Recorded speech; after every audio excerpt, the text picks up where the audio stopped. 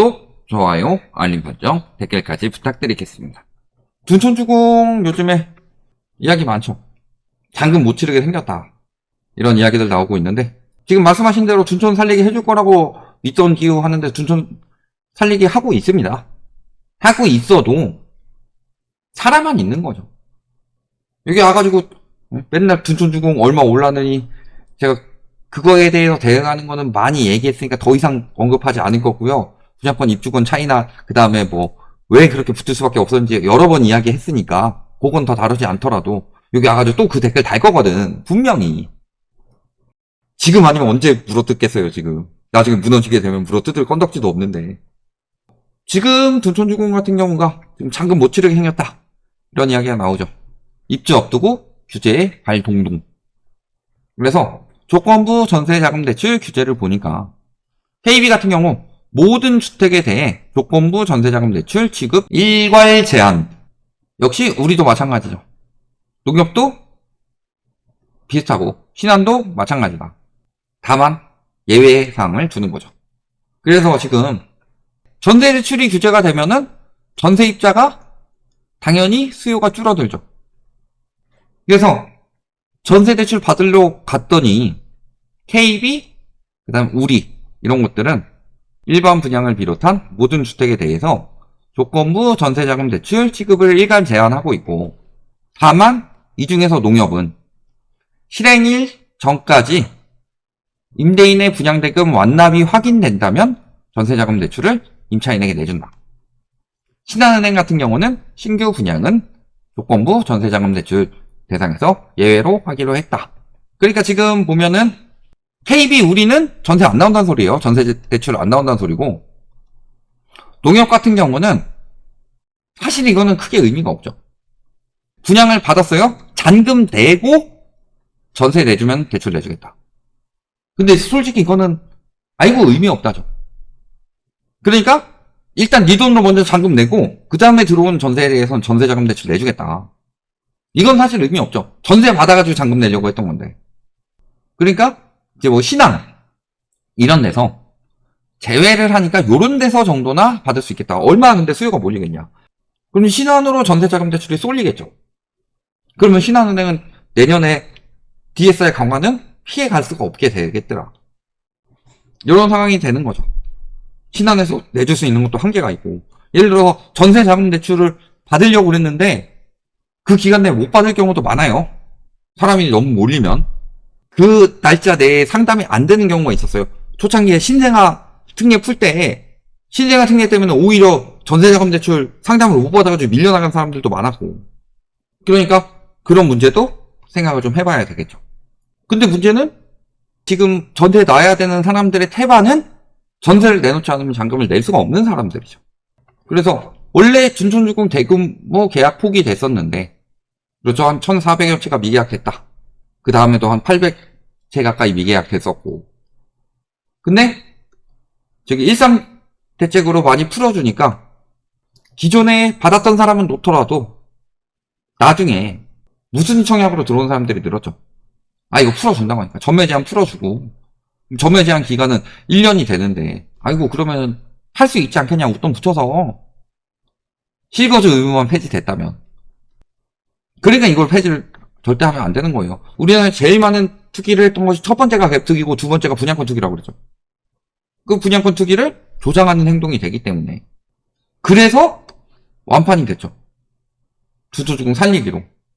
근데 실거주 안 풀려가지고 못 들어가는 사람들 많았는데 못 들어가니까 지금 전세 놓는 거예요. 근데 실거주 유예를 해줬죠. 유예를 해줘가지고 아 이제 살아나게 생겼다 했는데 문제는 전세 대출이 또 막혀버리네. 근데 지금 전세가를 전세 대출 없이 감당 가능해요? 지금 전세가를 올려놓은 게 다 전세 대출인데? 그러니까 지금 아까 F4 이야기도 하셨죠. 지금 F4가 이렇게 모였죠. F4가 모여가지고 하는 게 뭐예요? 이번에도? 지금 F4 할 때가 아니다. 그냥 Alt F4를 해버릴 때죠. 모여가지고 뭐하고 있어요? 유주택자 대출 완화하는 것도 생각하고 있죠. 추석 전에 가계대출 실수요자들을 위한 대책을 내놓기로 했다. 왜 추석 전에 나올까요? 추석 끝나면 우리 둔촌주공 잔금 걱정해야 되니까 둔촌주공 살리기 또 나오는 거죠. 그래서 추석이 오기 전에 가계대출 실수요자 보호 방법에 대해서 중지를 모으겠다. 진짜 아주 그냥 중지를 내주고 싶은데, 중지를 모으고 싶어요, 거기다.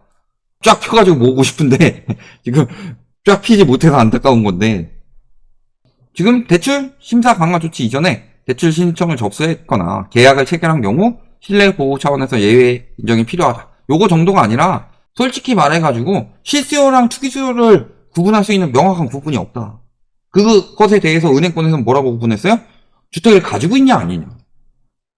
근데 주택을 가지고 있는 사람에게 대출을 안 내주겠다는 건데 그것도 실수요자라고 지금 말하고 있는 거예요. 아마 둔촌주공 같은 경우도 결국에는 다 실수요라고 해주겠죠. 왜? 전세에 놓더라도 실거주 요건 때문에 전세에 3년 이상 못 놓으니까 그 뒤에는 실거주로 들어갈 거 아니냐. 이 사람들 실거주로 들어가려고 받은 거 아니냐. 실거주니까 대출 풀어줘라. 실수요니까.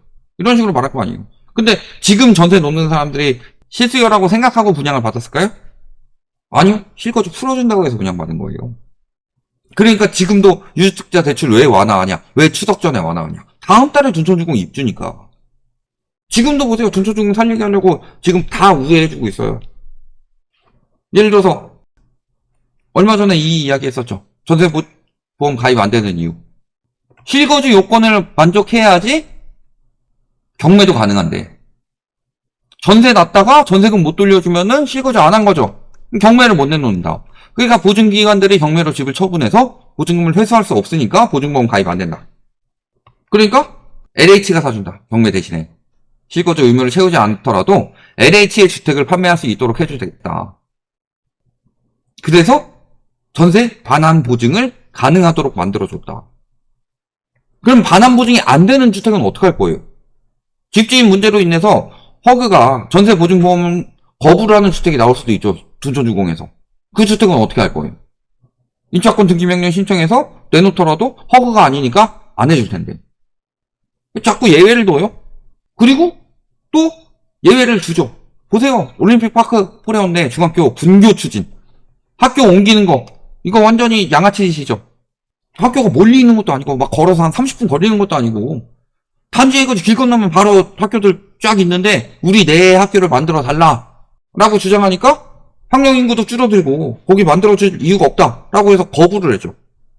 근데 결국에는 분교 설립해가지고 둔촌주공만을 위한 학교가 또 창설이 된다.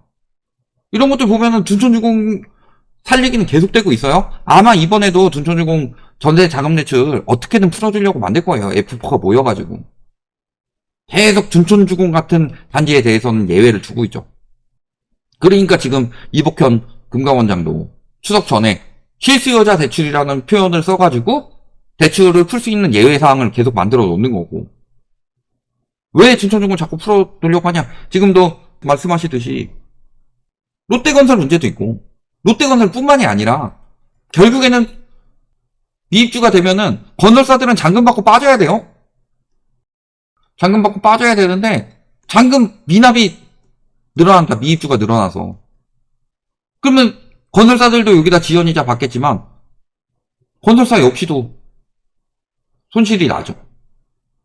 그리고 여기 둔촌주공이라는 것 자체가 거의 상징성이 있기 때문에 여기가 나중에 입주 시에 문제 생겼다. 그러면 다른 곳 분양 받겠어요? 그럼 분양 안 받고서 이 심리가 퍼지면 가뜩이나 위험한 PF 시장 더 크게 터지지 않겠어요? 이거 안 터지게 만들려고 둔촌주공을 타겟 잡아가지고 계속 풀어준 거 아니에요. 지금도 풀어주고 있는 거고. 하다못해 추진 안 되기로 한 학교까지도 만들어주겠다고 하고 원래 실거주 요건 때문에 전세 놓으면 안 되는데 전세도 놓을 수 있게 해주고 전세 놓는데 걸림돌이 있으니까 그것도 풀어주고 다 풀어주고 있는 거 아니에요. 근데 예외는 왜 둘까요? 문제가 있으니까 예외를 두는 거죠. 예외를 주지 않으면 버티지 못하니까 예외를 두는 거죠. 지금도 금감원장이 대출 나오는지 안 나오는지 또 말을 제대로 못합니다. 왜냐면 예외라는 것을 굉장히 느슨하게 줬기 때문에. 예를 들어 은행권 같은 경우는 주택을 가진 사람이 더 사면 투기수요. 없는 사람이 사는 건 실수요. 이렇게 딱 기준을 가지고 나눠놨다면 지금 기준 없이 나누고 있죠.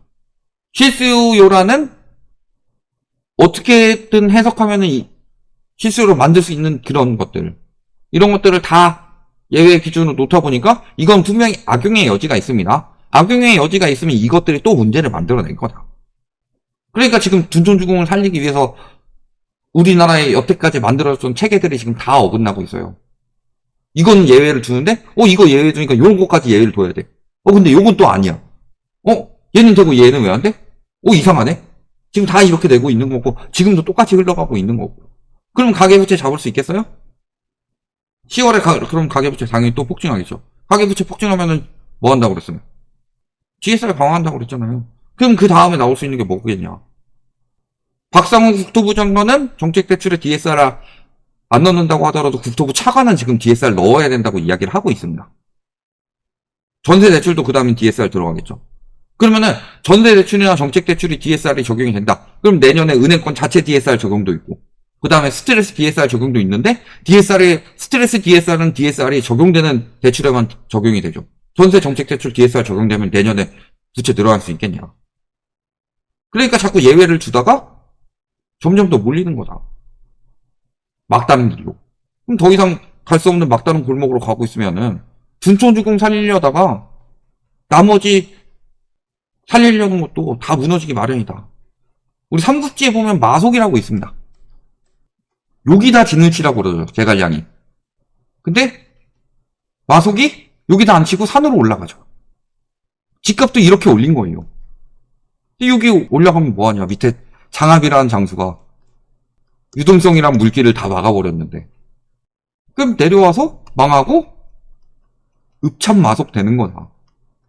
여기다 진치라고 그랬더니 자꾸 이 짓거리에서 결국에는 읍참 되는 거다. 지금 딱 그런 상황이다. 여기까지 말씀드리겠습니다.